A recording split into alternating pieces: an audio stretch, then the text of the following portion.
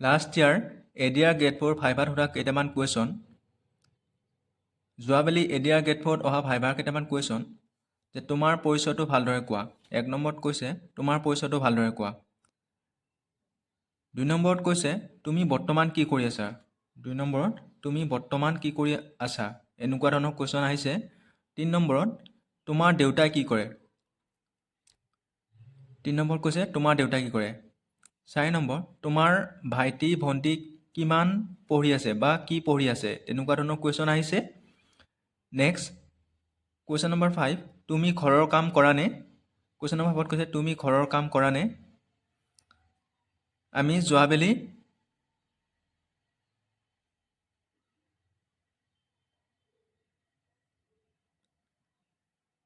যিসকল কেণ্ডিডেটে যোৱাবেলি ভাইভা পৰীক্ষা দিয়াইছে তেওঁলোকৰ পৰা এই কুৱেশ্যনকেইটা দাঙি ধৰা হৈছে।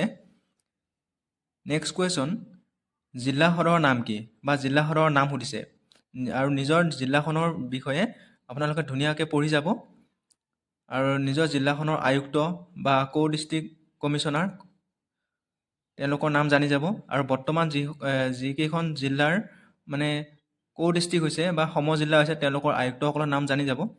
নেক্সট 7 নম্বৰত কৈছে ৰেভিনিউ অফিচ ক'ত আছে বা তোমালোকৰ নিজৰ ডিষ্ট্ৰিক্টৰ ৰেভিনিউ অফিচটো ক'ত আছে সেইটো জানি যাব। 8 নম্বৰত কৈছে নিজৰ জিলাৰ ডিচিজনৰ নাম। মই অলপ আগত কৈছোঁ যে নিজৰ জিলাৰ আয়ুক্তগৰাকীৰ নাম জানিব লাগিব বা সুধিব পাৰে, কাক কেনেকুৱা ধৰণৰ প্ৰশ্ন সোধে ক'ব নোৱাৰি। 9 নম্বৰত এজন কেণ্ডিডেটক সুধিছিলে MLA গৰাকীৰ নাম বা নিজৰ ডিষ্ট্ৰিক্টৰ MLA গৰাকীৰ নাম সুধিব পাৰে বা বৰ্তমান অসমৰ মুখ্যমন্ত্ৰীগৰাকীৰ নাম সুধিব পাৰে, বৰ্তমান অসমৰ উচ্চ ন্যায়ালয়ৰ মুখ্য ন্যায়াধীশজনৰ নাম সুধিব পাৰে। 10 নম্বৰত কৈছে নিজৰ জিলাৰ বুৰঞ্জী প্ৰসিদ্ধ ঠাইৰ নাম। এয়া নিজৰ ডিষ্ট্ৰিক্টৰ যিখিনি হিষ্টৰিকেল প্লেচ আছে সেই ঠাইখিনিৰ নাম জনাটো উচিত বা জানি থোৱাটো ভাল।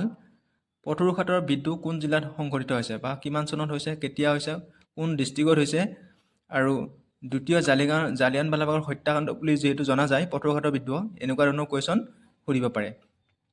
কুৱেশ্যন নম্বৰ 12, পানীপথৰ প্ৰথম যুদ্ধ কেতিয়া হৈছিল আৰু হিষ্টৰীখিনি বা বুৰঞ্জীখিনি পঢ়ি যাব, যিহেতু এইবাৰ যিহেতু কেণ্ডিডেট এদিনত 100জন কেণ্ডিডেটে মাতিব, যথেষ্ট কুৱেশ্যন সোধাৰ বা সুধিব পৰাৰ সম্ভাৱনা যথেষ্ট বেছি আছে।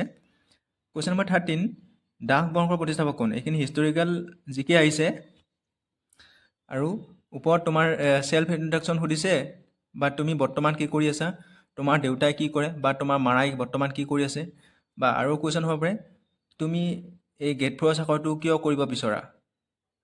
যদি তোমাক গ্ৰেড 4 চাকৰিটো পোৱাত বা কামবিলাক তুমি কৰিব পাৰিবানে, তেনেকুৱা ধৰণৰ কুৱেশ্যন সুধিব পাৰে।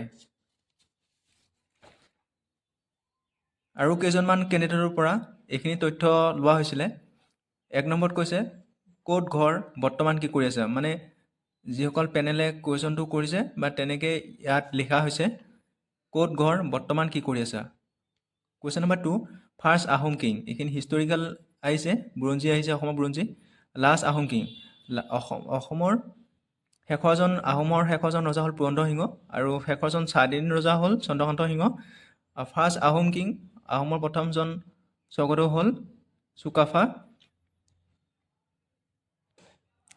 কুৱেশ্যন নম্বৰ 4, তলেষ্ট শিৱ মন্দিৰ ইন আছাম। অসমৰ আটাইতকৈ ওখ শিৱ মন্দিৰ হ'ল মহামৃত্যুঞ্জয় মন্দিৰ, নগাঁৱত আছে। স্পেলিং সুধিছে, ইণ্টাৰভিউ স্পেলিং সুধিছে, স্পেলিং ৱৰ্ডটো সুধিছে, ইণ্টাৰভিউ ৱৰ্ডটো।